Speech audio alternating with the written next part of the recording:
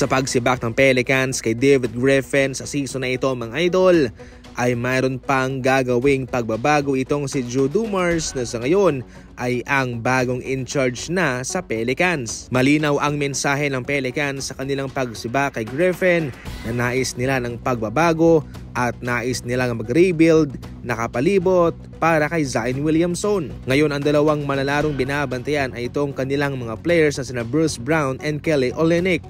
Kung si David Griffin, nais niyang pabalikin ang mga ito.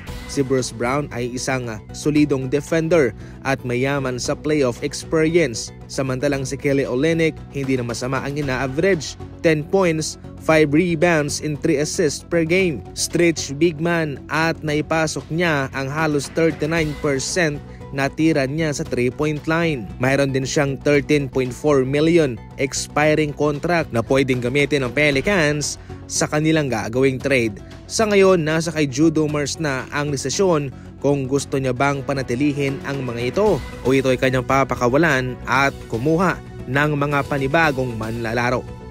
Samantala, mainit-init pa. Makikipagpulong na si Giannis sa front office ng Milwaukee Bucks para pag-usapan ang kanyang hinaharap sa kanilang kupunan. Kahit ginawa man ng Milwaukee Bucks ang kanyang request na gumawa ng pagbabago para sila'y makasabay sa mga contender na team, kanilang kinuha si Dame at si Kuzma, subalit sila'y nabigo. Kay Giannis, wala na siyang utang na loob para sa Milwaukee Bucks. Ito ay kanyang binigyan na ng kampyonato. At ngayon nga sa season na ito ay naging maganda naman ang kanyang numerong na ibibigay.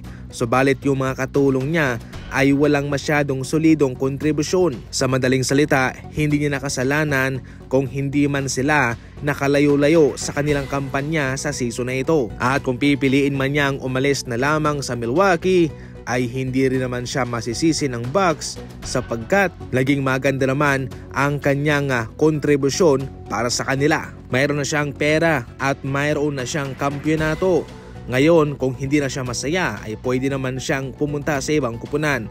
Ang Golden State Warriors ay palagi lang nakaabang sa kanya at sinabi mismo mga idol ni Brian Windhorst na kung si Giannis mismo ang magsasabi na gusto niyang maglaro kasama si Stephen Curry, wala rin namang magagawa pa ang Milwaukee Bucks dyan. Mayroong proteksyon si Lonzo Ball na pwede raong i-trade na lamang ng Hornets itong si LaMelo Ball sa LA Clippers. Ito'y marahil naghahanap din naman daw ng playmaking na gwardya itong LA Clippers mga idol. Kung gayon man nga, heto ang pwedeng ipadala ng Clippers para sa Hornets. Kung walang Ivica Zubac, heto ang kanilang ipapadalang mga manlalaro. Si Norman Powell, Derek Jones Jr. and Jordan Miller at maraming picks considering na mabigat din na gwardya itong si LaMelo Ball.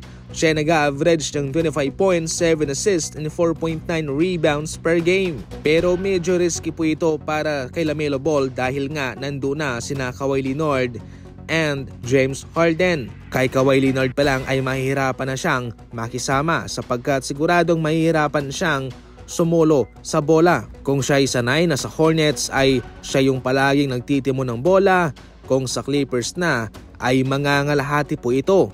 Siyempre, nandyan pa si James Harden na alam nating ball dominant player. Kaya siguradong magkakaroon po ito ng epekto sa isa't isa.